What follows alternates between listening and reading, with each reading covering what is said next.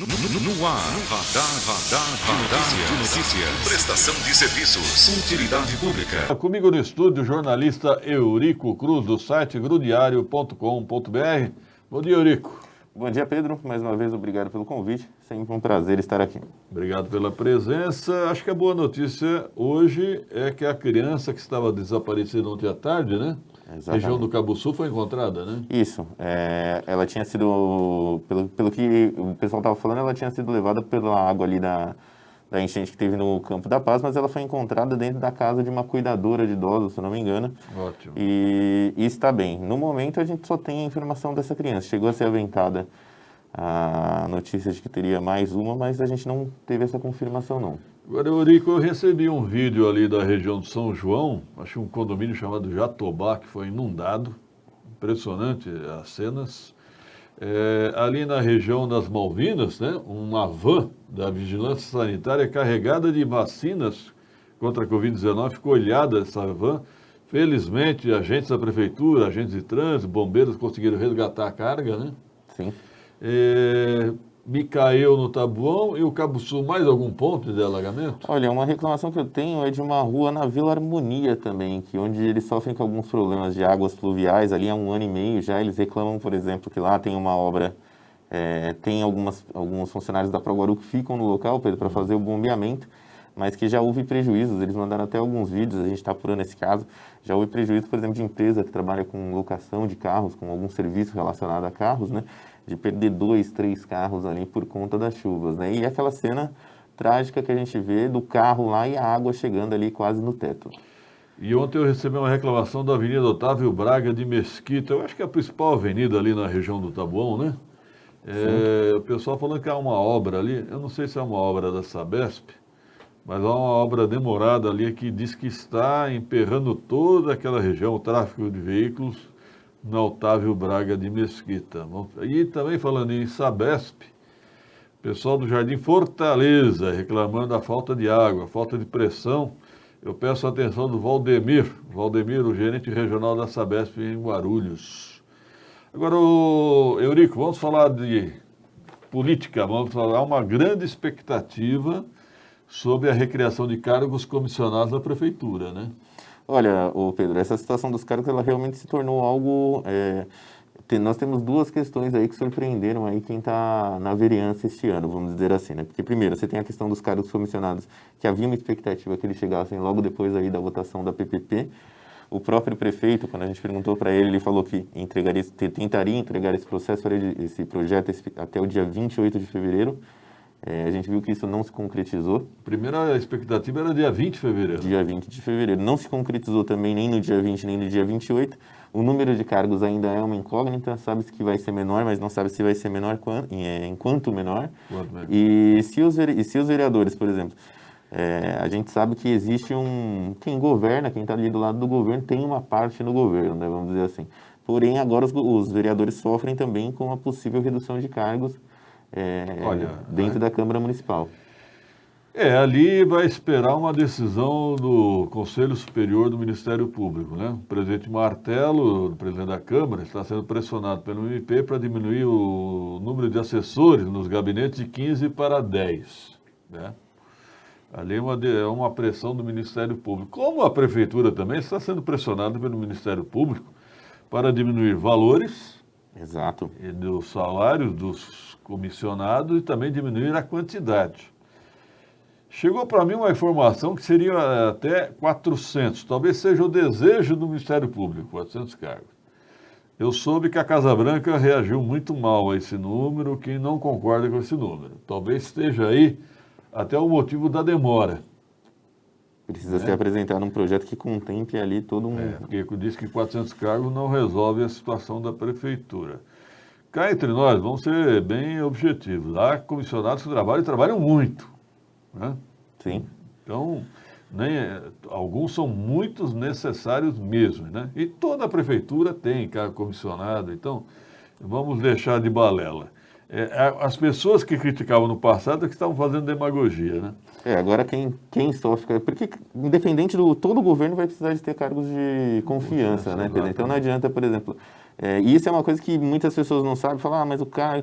Claro, existem cargos, por exemplo, a gente já tem várias discussões falando da questão do poder público, ele ter salários muito mais altos, às vezes, que a iniciativa privada, Sim. por exemplo.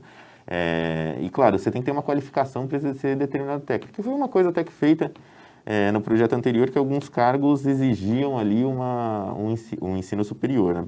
Mas, assim, acho que os cargos que vierem a ser criados, eles precisam ter ser mais específicos, né? Porque você cria muito cargo tipo assistente de diretoria, de coordenadoria e tal, mas fica uma função muito genérica ali, né? Do que essa função efetivamente faz.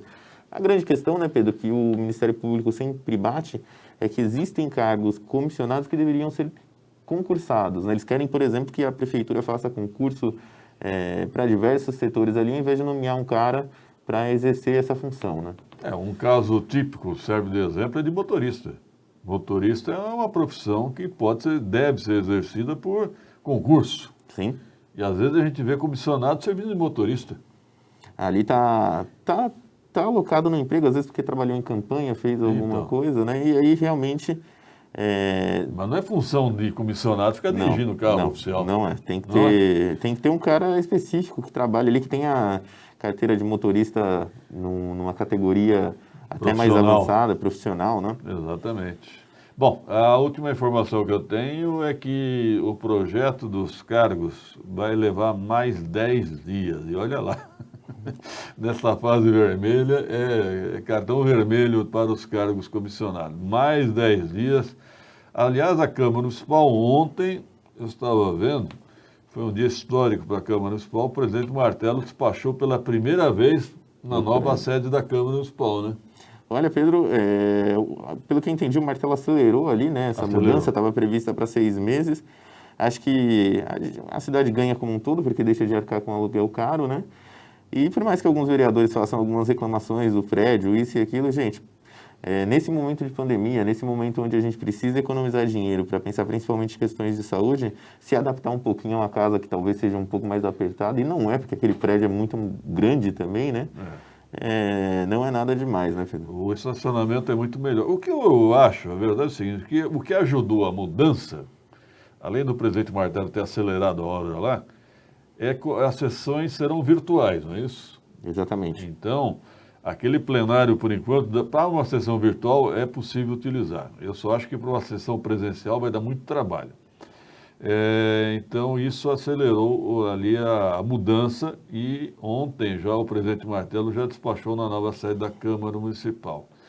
Agora, aquela inauguração que nós tivemos no ano passado, aquela inauguração foi surreal, hein? Ali ainda não era cabível, viu, Pedro? Acho que tinha uma situação de você querer entregar a obra, mas ainda não era cabível você iniciar um trabalho ali dentro, né? Mas era que nem, por exemplo, por mais que o Jesus entregasse, né, a Câmara, ia caber ao novo presidente decidir ou não fazer a mudança, né? Não adiantava... Não, eu acho que o ex-presidente da Câmara, Jesus, errou em fazer aquela solenidade de inauguração. Ali não tinha o menor sentido aquela solenidade.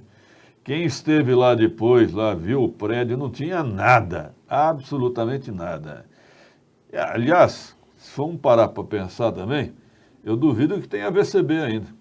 Olha, é questionável, Pedro, porque eu lembro que naquela época que a gente visitou lá, não tinha nem ainda instalados os elevadores, havia alguns buracos ali, havia já as escadas de emergência, mas tinha uma série de coisas a serem terminadas ali. Você tinha um acabamento muito ali nos cômodos de entrada, né? Mas mais no fundo ainda tinha muita coisa de parte elétrica, alguma coisa a ser contemplada mesmo. Tá certo. Bom, e nós temos novo secretário de Transportes, o senhor Luigi Lazuri, né? Luigi Lazuri Neto. Lazuri Neto. Pelo que eu vi do currículo dele, Eurico, você deve ter estudado também como jornalista, né? Ele tem mais formação para finanças do que para transporte, hein? Muito mais aí numa área administrativa do que numa área operacional aí nessa linha de transporte. Não sei. Hoje a grande questão do transporte está voltada à oferta do serviço durante a pandemia, né, Pedro? E não é uma coisa que eu sei. A gente sabe, inclusive, que teve alguma reunião entre algumas instituições comerciais e empresariais na semana passada, onde eles cobraram, inclusive a própria Guarupás, para que você tivesse uma oferta da demanda, né? A Guarupás, porém, diz que tem que fazer uma adequação à própria demanda. Não adianta você colocar um monte de ônibus na rua no momento onde as pessoas estão na fase vermelha. E é uma situação complicada, porque a gente recebe fotos, às vezes, de ônibus muito cheios, né? Mas, por outro lado, não tem que ser uma ação específica, talvez em horários de pico, talvez em outros horários. Agora, Eurico, eu me lembro que no ano passado surgiram aquelas estações de higienização do passageiro, né? Isso ainda existe ou não? Olha, Pedro, não tenho visto esse trabalho mais não. Nem Viu? eu. Você sabe que essa segunda... É muito difícil você olhar para trás, a gente está um ano, 16 de março, agora nós completamos um ano De pandemia. dos 2 primeiros casos de pandemia aqui em Guarulhos, né? E é muito difícil você olhar para trás e agora você vê que um ano depois de uma série de coisas, nós estamos numa situação ainda pior, né? Muito pior. Eu tive conversando com algumas hospitais particulares, o Carlos Chagas, ele tem 100% de ocupação hoje, ele vai abrir mais 10 leitos de UTI, e ele não alugou para a prefeitura, porque esses 10 leitos de UTI são para atender pacientes da rede Amil, não só de Guarulhos, como de outras regiões. A Unimed Guarulhos, que ela divulga, aliás, muito bem, dá os parabéns aqui pela transparência, porque eles são dos poucos hospitais particulares que divulgam, eles tiveram mais de 50 pacientes internados, desculpa aqui, pessoal, a máscara acabou caindo, mais de 50 pacientes internados no último boletim divulgado. É o pior registro durante uma pandemia. Você imagina, Pedro, 50 pacientes internados com Covid-19. Acho que dava ali uns mais de 40 confirmados e tinha uns 8 suspeitos e tinha uma criança no meio dessa situação também. A prefeitura acenou com a possibilidade de contratar leitos particulares, contratar de quem? Se os hospitais particulares não têm para alugar. A verdade é essa. De né? 15 hospitais, Pedro, apenas um, que foi aquele Neurocenter, eu confesso que eu não conhecia que ele podia oferecer esse serviço também. E é isso. Bom, lembrando que começa hoje o cadastramento para vacinação de idosos com 77 anos ou mais nas UBS, somente por agendamento pelo telefone. É uma central telefônica, gente. Pelo que eu soube, 10 linhas, espero que sejam suficientes, né? Eu acho difícil, Pedro, ser Também suficiente. Eu acho difícil. E te digo mais, eu estava no dia lá do Bosque Maia, eu estava na rua próxima ali a Tiradentes, no dia dessa vacinação dos idosos de 77 anos. A demanda era muito grande, a fila dobrava o quarteirão, a gente fez matéria sobre isso no Grupo Diário. Você sabe que a fila subia a Tiradentes e dobrava ali aquele posto ali na Renato Maia, isso. E era uma situação assim, teve idosos que foram embora, teve idosos que foram levados embora porque eles não aguentavam nem ficar muito tempo no carro e nem ficar fora em pé. Então foi uma situação bem... E travou o trânsito ali, Pedro. Eu lembro que eu tentei caçar alguns lugares. Eu lembro até que passou o motorista por mim e falou assim, pô, não tem saída. Parecia que a gente estava preso no labirinto ali. Bom, o telefone para cadastramento, 4968-8870. Poderia ser um número mais fácil de memorizar, né? Mas vamos lá. 4968-8870. Central telefônica com 10 linhas. Espero que sejam suficientes para o cadastramento nas 69 UBS, não é isso? 69 unidades básicas de saúde, é isso aí. Tá. Algum destaque a mais, Eurico? Não, Pedro, acho que era isso. Eu queria falar, que nem eu falei da questão dos hospitais particulares, acho que as pessoas têm que tomar cuidado mesmo, porque a situação não está para brincadeira. Sei que a situação do comércio também, e eu particularmente, Pedro, não sei o que te dizer nessa questão de abre e fecha, porque a gente entende da pandemia, só fazendo um último comentário, mas eu encontrei um rapaz esses dias, empresário, ele comentou comigo que ele tinha aberto um comércio no dia, um pouco antes da pandemia, uma hamburgueria, teve que fechar, contraiu dívidas durante esse período, reabriu agora, e agora teve que fechar de novo. E aí ele estava falando, não sei o que fazer. Olha, cá entre nós, eu tenho observado muitos comércios abertos, principalmente a da periferia. Principalmente na periferia. Na periferia. Você sai um pouquinho do miolo do centro, você já observa o comércio aberto. Tem gente que tem mais medo de ficar sem dinheiro do que do vírus. Uma situação constrangedora, uma situação preocupante, viu, Pedro? Ali a Tapajós, agora ela está realmente seguindo as regras. Mas ali é um ponto que ficou muito evidente, né? A fiscalização vai muito para cima, né? A Tapajós é a ponta do iceberg. Eu quero ver na periferia. O que eu dei risada ontem, Eurico, eu vi uma casa de jogo do bicho aberta na cara dura, né? Sério, velho? Nossa. Mas esse ninguém fecha. Olha, são situações assim, a gente fala, às vezes a gente vê uma reclamação, né, do tipo, mas por que é que você vai lá num baile funk, por exemplo, por que não vai lá num baile funk fechar? Gente, existem uma série de situações, porque o cara vai lá, às vezes ele não tem a estrutura também para atuar contra um baile funk, assim vamos dizer, porque você tem muita gente, e uma ação errada ali pode causar algo ainda pior, né? Então, assim, às vezes é muito complicado chegar a uma solução que de fato resolva o problema. Aliás, me permita uma pauta para o Grudiário. Claro. Agora me lembrei que funcionários da Proguaru me questionaram sobre revezamento. E outros setores da prefeitura cobram também revezamento. Eles dizem que às vezes ficam em repartições públicas com muitas pessoas. E realmente nós não observamos nenhum decreto, nenhuma medida nesse sentido de revezamento, né? Agora que você falou, Pedro, eu fiquei em dúvida se aquele decreto das pessoas com 60 anos ou mais, ele persiste ou não, se esse pessoal continua afastado ou... É uma coisa que a gente pode levantar. Isso é uma boa pauta, né? Sim, sim. E falando nisso, ontem eu fui acessar o site da Proguaru, proguaru.com.br.